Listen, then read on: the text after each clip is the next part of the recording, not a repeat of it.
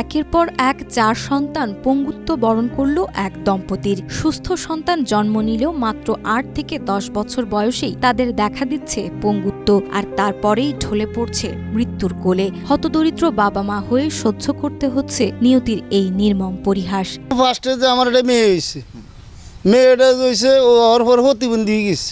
প্রতিবন্ধী হওয়ার পরে মেয়েটা মারা গেছে। মেয়েটা মারা যাওয়ার পরে আবার 3 ছেলে হয়েছে। ছেলেটা প্রতিবন্ধী 10 বছর পর। জন্ম মানেই অভিশাপ, এমনটাই মনে করছেন ভোলার পূর্ব ইলিশা ইউনিয়নের এক হতদরিদ্র জেলে পরিবারের আবু কালাম ও তার স্ত্রী ইয়ানুর বেগম দম্পতি। একে একে 4 সন্তানের জন্ম দিয়েছেন এই দম্পতি, কিন্তু ভাগ্যের নির্মম পরিহাসে তাদের 4 সন্তানই শারীরিক প্রতিবন্ধী হয়ে পড়েছে। এর মধ্যে 2 সন্তান চিকিৎসার অভাবে মারা গেছে।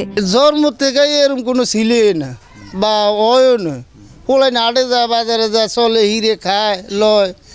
10 বছর বয়স হইলে বলেন এই বলেন প্রতিবন্ধী, একদম একবারে নিরুই হয়ে গেছে। কি আরে আমার কোনো রাস্তা নাই এই হিসাবে। আমার 3টা প্রতিবন্ধী, একটা মারা গেছে আর 2টা আছে।